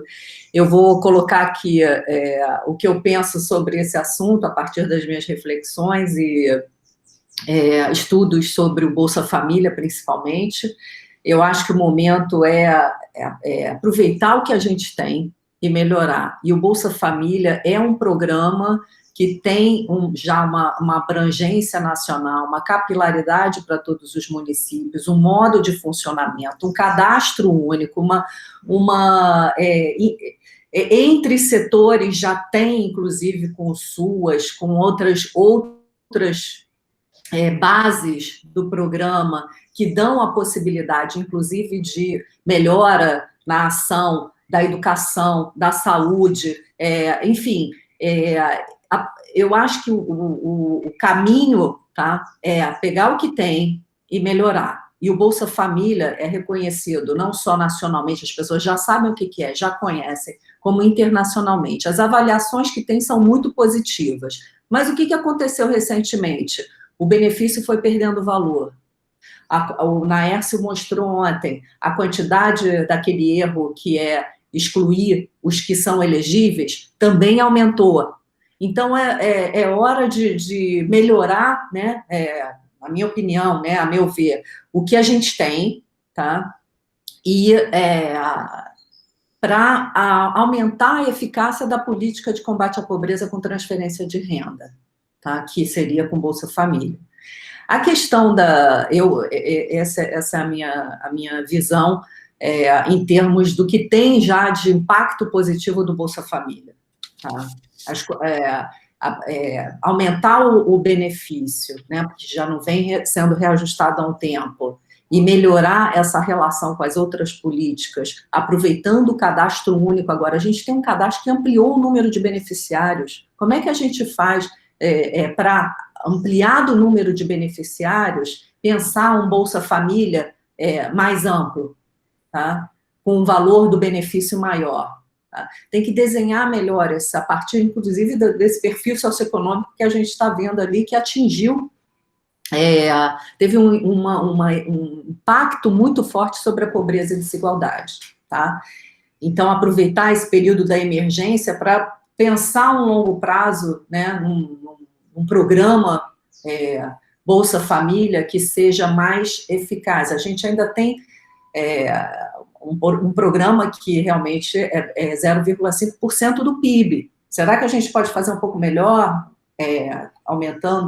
ampliando e aumentando o valor dos benefícios? Tá? Eu acho que tem espaço, inclusive, para financiamento da ampliação e do aumento dos benefícios. Tá? Essa é uma outra discussão. Eu também acho super interessante, Fernando, pensar numa renda básica universal. Mas, primeiro, a gente tem que pensar o que é essa renda básica universal. Tá? Por que a renda básica universal, que tem sido discutido, por exemplo, na Europa, que é uma renda independentemente de qualquer situação, tá? Por quê? Porque o mercado de trabalho está gerando cada vez mais desemprego, as novas tecnologias vão precisar de menos e menos trabalho, a economia, a reprodução dela, pode ser capaz de gerar um básico para todo mundo. Essa é uma questão que a gente vai ter que pensar dentro de um sistema de proteção social maior. Eu não, agora, isso seria assim, vamos montar um grupo que vai pensar nas possibilidades de uma renda básica universal, se for nesse sentido, um grupo assim, a sociedade, né, meio que se organizando e pensando na importância disso. Eu já participei de debates sobre combate à pobreza, que os europeus estão pensando assim, você vai na África e fala, mas como que você vai dar renda para quem não precisa? Se ainda falta renda para quem precisa. Então, acho que são caminhos que a gente... eu sou a favor, porque eu estou vendo, principalmente do debate, de amadurecer a ideia, tá? E do que é essa renda, do que seria essa renda básica universal. Tá? É essa renda básica para todo mundo?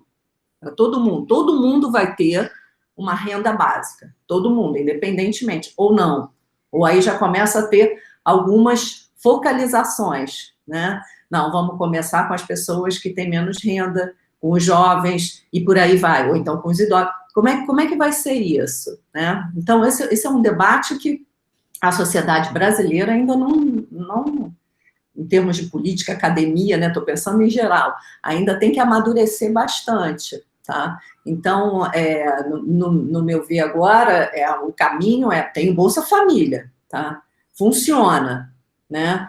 Chega nas pessoas que realmente precisam. Então, vamos ampliar e aumentar o benefício para ter um impacto maior sobre pobreza e desigualdade, tá? Tem, a gente, enfim, isso é uma outra sessão, mas a gente pode pensar em como pelas crianças, tem uma série de fatores que vão influenciar, tá? Mas, a meu ver, o caminho seria esse, e começar a ver o que a gente quer como sociedade de uma renda básica universal. Renda básica para todo mundo vai receber, tá? Então, esse é um tema extremamente relevante, porque vai ter impacto sobre a desigualdade, mas muito difícil, porque mexe nas contas públicas e na percepção do que é justo socialmente. Tá? É isso. Espero que tenha respondido, Fernando. Ana. Obrigado, Valéria. Obrigada, Luiz, pela pergunta, pela questão. Fundamentalmente, tentando ser um pouquinho sucinta na resposta, mas esse processo de transição migratória, ou seja, quando as regiões menos dinâmicas deixaram de ser um reservatório de mão de obra para as regiões mais ricas, ele se intensificou, na realidade, ali a partir da década de 80. Mas o que é interessante a gente observar? Isso foi estimulado fundamentalmente por migração de retorno, e sim, os dados evidenciam que políticas sociais, que não necessariamente são políticas migratórias, elas tiveram um impacto e contribuíram para essa retenção da população na origem, porque a migração envolve riscos, né? É um fenômeno que tem incerteza. Então, ao invés de você migrar para um novo destino, em que você não sabe efetivamente qual vai ser a sua capacidade de inserção, e a gente está falando de pessoas de baixa qualificação e de baixa renda, talvez seja melhor realmente você ficar na origem, onde você tem uma renda mínima que é proporcionada por um programa de transferência. Mas qual é a questão fundamental? O ritmo dessa transição migratória, ele foi maior no censo de 2000 do que no censo de 2010. Ou seja, num período em que a economia brasileira teve um pouco mais de estabilidade, né, se a gente pegar ali 2003, 2007, esse contexto de estabilidade, ele acaba, de uma certa forma, corroborando a posição que as grandes metrópoles, que os grandes polos têm no Brasil. Tá? Há uma expectativa de que, por conta da crise, esse caráter inercial dos fluxos dominantes, ele tenha voltado a crescer, e os dados da PNAD indicam um pouco isso. Tá? E que talvez, então, nesse contexto de crise, realmente os grandes polos nacionais acabaram a voltar a ter um aumento da sua atratividade, e a repulsão na origem também foi intensificada. Então, há essa expectativa, porque esse ritmo da transição tinha sido já um pouco menor no censo de 2010. Outra pergunta, questão rápida, você chamou atenção para o migrante bem mais rico do que era aquele historicamente estudado no Brasil, com todo o processo de mudança de pessoas do Nordeste para o Sudeste. Você percebe uma mudança nesse perfil de maneira significativa? Como é que você explica isso? Eu acabei passando rapidamente ali naquela estimativa do modelo logístico, da primeira etapa, vamos dizer assim, mas se a gente pega, por exemplo, grupos de escolaridade, a gente não coloca renda para estimar a condição de migração, porque a migração é observada depois de efetivado o deslocamento. Então, eu não posso colocar renda para determinar se o indivíduo é migrante ou não. Então, pegando aí proxies, né, que podem estar relacionados à renda, se a gente pega ali por grupo educacional, colocando como referência o grupo de 0 a 7 anos de estudo, aí a gente pode comparar com pessoas que têm qualificação baixa, intermediária e qualificação alta. E a gente tem dois padrões. Pessoas que têm o capital humano, vamos dizer assim, que são muito qualificadas, elas migram muito mais do que pessoas que têm de 0 a 7 anos de estudo. Agora, pessoas que têm educação intermediária, de 8 a 14 anos de estudo, elas migram menos do que as pessoas de baixa escolaridade. Então, essa migração de um conjunto de pessoas que migra por falta de oportunidades, ela permanece. Perfeito. Olha, muito obrigado. Obrigado a todos. A mesa foi muito interessante. Infelizmente, não dá para nós debatermos, mas eu acho que várias questões foram levantadas aqui que demandariam uma análise um pouco mais aprofundada. Nós temos 2 minutos para as 11 horas, quando vai começar o ciclo de debates. Então, em vista do horário e dos outros compromissos aí existentes, vamos encerrar agora. São 10h58, temos 2 minutos aí para levantar, tomar uma água, se quisermos ver o ciclo de debates com Helder, Júlia e Marta Caxiro. Tá? Muito obrigado a todos, obrigado aí, João Felipe, Eduardo, Ana Carolina, esqueci alguém? Não. Clara, Valéria, que eu não tinha falado. Tá? Então, obrigado a todos e vamos encerrar. Até logo.